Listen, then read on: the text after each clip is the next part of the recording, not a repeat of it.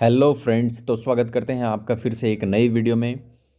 और आज इस वीडियो में हम लोग जानेंगे लिंक के बारे में। लिंक को पढ़ेंगे। लिंक से रिलेटेड आजकल की जो एग्ज़ाम्स हो रहे हैं, जैसे जैक का एग्ज़ाम हो, सीबीएसई का एग्ज़ाम हो या फिर कॉम्पिटिटिव लेवल का एग्ज़ाम्स हो, उन सारे एग्ज़ाम्स में इससे रिलेटेड क्वेश्चंस पूछे जाते हैं।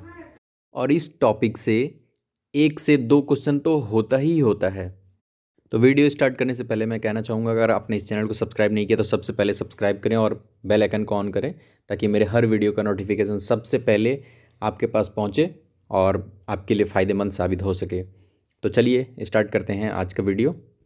आज का टॉपिक है लिंग। आइए इसकी परिभाषा को देखते हैं। इसकी परिभाषा जैसे शब्द के जिस रूप से यह जाना जाए कि वर्णित वस्तु या व्यक्ति पुरुष जाति का है या स्त्री जाति का, उसे लिंग कहते हैं। लिंग के द्वारा संज्ञा, सर्वनाम, विशेषण आदि शब्दों की जाति का भी बोध होता है। हिंदी में लिंग के 2 प्रकार होते हैं, या फिर हिंदी में 2 लिंग होते हैं। पहला पुल्लिंग और दूसरा स्त्रीलिंग। इसके दोनों प्रकार के बारे में हम लोगों ने जाना। अब आगे देखिए, लिंग का निर्धारण हिंदी में कैसे किया जाता है, या कैसे पता चलता है कि ये स्त्रीलिंग है, पुल्लिंग है।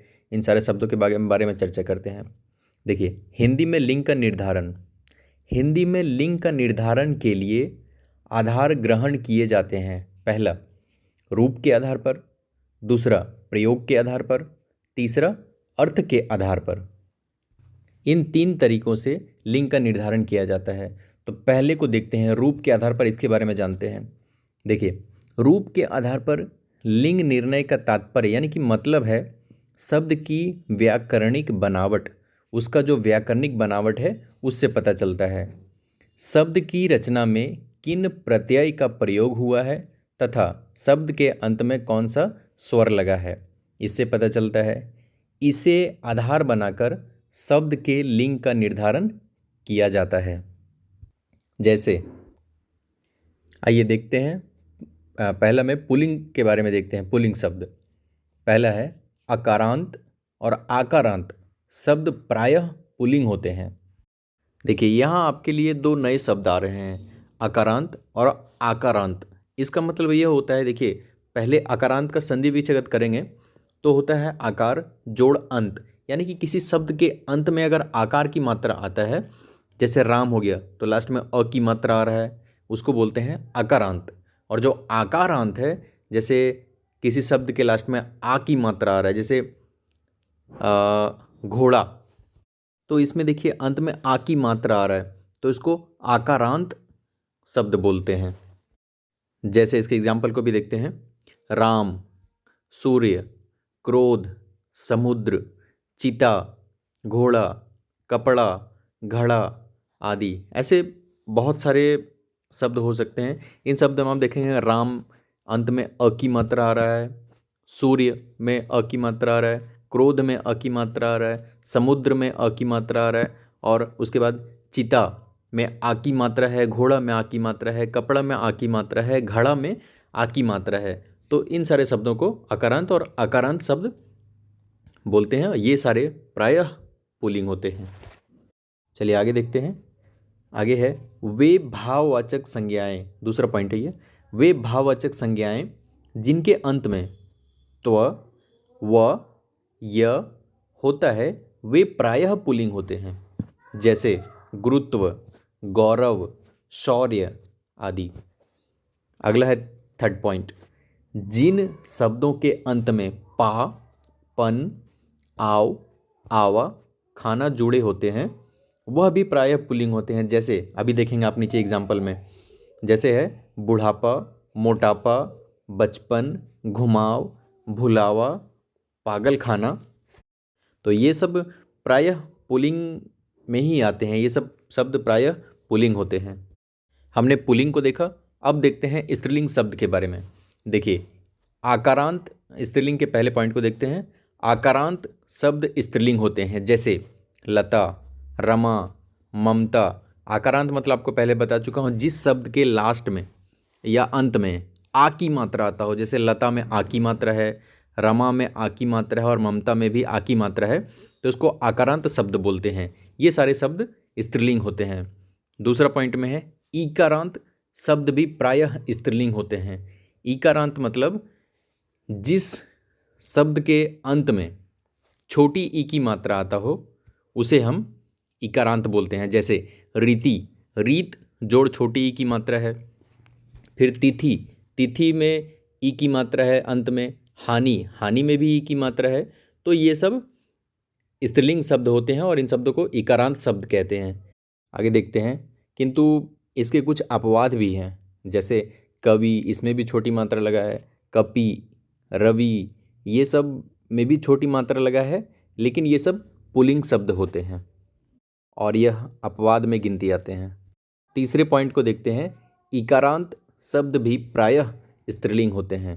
जैसे नदी, रोटी, टोपी, किंतु अपवाद में भी इसके कुछ आते हैं। जैसे हाथी हो गया, दही हो गया, पानी हो गया, ये सब पुल्लिंग शब्द हैं। यहाँ देखिए थर्ड पॉइंट में है इकारांत, यानी कि बड़ी मात्रा लगा है इसमें, ई की बड़ी मात्रा। तो देखिए जिन शब्दों में, जैसे अभी बताया, शब्द के अंत में अगर छोटी मात्रा हो तो इकारांत होता है और बड़ी मात्रा तो ई कारांत होता है। तो नदी में बड़ी मात्रा है, रोटी में भी बड़ी मात्रा है, टोपी में भी बड़ी मात्रा है। तो जिसमें बड़ी मात्रा है वो सब ईकारांत होता है, ई की बड़ी मात्रा। ये शब्द सारे प्रायः स्त्रीलिंग होते हैं। और चौथा पॉइंट में है आई, इया, आवट, आहट, ता, इमा प्रत्यय वाले शब्द भी स्त्रीलिंग होते हैं। यानी कि जिन शब्दों के लास्ट में आई, इया, आवट, आहट, ता, इमा ये सब प्रत्यय लगा होता है, ये सब भी जनरली स्त्रीलिंग होते हैं। जैसे लिखाई, देखिए इसमें प्रत्यय ई है, आई सॉरी लिख जोड़ आई, लिखाई, प्रत्यय आई आया तो यह स्त्रीलिंग होगा। फिर इसी तरह डिबिया, मिलावट, घबराहट, सुंदरता, महिमा, ये सारे शब्द स्त्रीलिंग में आते हैं। आप इस तरह से जान सकते हैं, जैसे जिसके अंत में आई, इया, आवट ये सब प्रत्यय आता हो तो इससे आप पता लगा सकते हैं आसानी से कि यह स्त्रीलिंग है या पुल्लिंग है। तो हमने स्त्रीलिंग और पुल्लिंग शब्द को पहचानना सीख लिया। अब देखते हैं कुछ स्त्रीलिंग प्रत्यय के बारे में भी जानते हैं। जैसे पुल्लिंग शब्द को स्त्रीलिंग बनाने के लिए क्या करना पड़ेगा हमें। पुल्लिंग शब्द को स्त्रीलिंग बनाने के लिए कुछ प्रत्ययों को शब्दों में जोड़ा जाता है, जिन्हें स्त्रीलिंग प्रत्यय कहते हैं। जैसे आ से देखिए छात्र को में अगर आ जोड़ेंगे तो वह छात्रा हो जाएगा, यानी कि छात्र हमारा पुल्लिंग है और छात्रा हमारा स्त्रीलिंग हो जाएगा। फिर उसी तरह है महोदया, फिर आनी जोड़ेंगे तो इंद्राणी, रुद्राणी, फिर इका प्रत्यय लगाएंगे तो गायिका और नायिका। इसी प्रकार से देखिए ई प्रत्यय अगर लगाते हैं किसी शब्द में, जैसे कुमार है तो कुमार में बड़ी ई की मात्रा लगाएंगे तो कुमारी हो जाएगा। फिर पुत्र में बड़ी ई की मात्रा प्रत्यय में लगाएंगे तो पुत्री हो जाएगा। फिर ती प्रत्यय लगाते हैं तो श्रीमती, फिर भाग्यवती, फिर त्री प्रत्यय में लगाते हैं तो अभिनेत्री, नेत्री, नी लगाते हैं तो पत्नी, भिक्षुणी, आइन लगाते हैं जैसे ठाकुर है तो ठाकुर का स्त्रीलिंग शब्द बनाने के लिए हमको आइन जोड़ना पड़ेगा ठाकुर के अंत में, तो ठकुराइन हो जाएगा। पंडित का स्त्रीलिंग बनाना है तो पंडिताइन हो जाएगा। जेठ का स्त्रीलिंग बनाना है तो इसमें आनी जोड़ना पड़ेगा तो यह जेठानी हो जाएगा। फिर मुगल का बनाना है तो आनी जोड़ना पड़ेगा, मुगलानी हो जाएगा। इस प्रकार से हम पुल्लिंग शब्द को स्त्रीलिंग में बदल सकते हैं।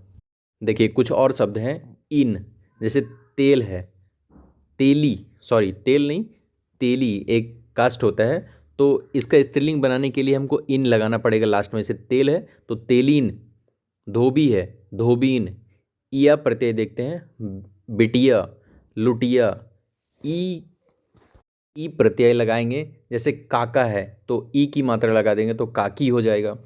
पोता है तो ई की प्रत्यय लगाएं, ई प्रत्यय लगाएंगे तो पोती हो जाएगा। उसी प्रकार नी प्रत्यय लगाने से मोर का मोरनी हो जाएगा, शेर का शेरनी हो जाएगा। फिर है आ प्रत्यय लगाने से माशूक का मासूका हो जाएगा, वालिद का वालिदा हो जाएगा। इस प्रकार से हम सारे पुल्लिंग शब्द को स्त्रीलिंग में बदल सकते हैं और जिन शब्दों के अंत में ये सब प्रत्यय लगा होगा उससे आपको पता चल जाएगा कि यह पुल्लिंग है या स्त्रीलिंग है। तो इस वीडियो में हमने लिंग के बारे में जाना, इनके प्रकार के बारे में जाना, और कैसे स्त्रीलिंग पुल्लिंग शब्द को पहचानेंगे ये भी हमने जाना। तो इस वीडियो में इतना ही, मिलते हैं आपसे नेक्स्ट वीडियो में। और अगर यह वीडियो आपको अच्छा लगा हो तो please like, share and subscribe करना ना भूलें। Thank you, thanks for watching this video.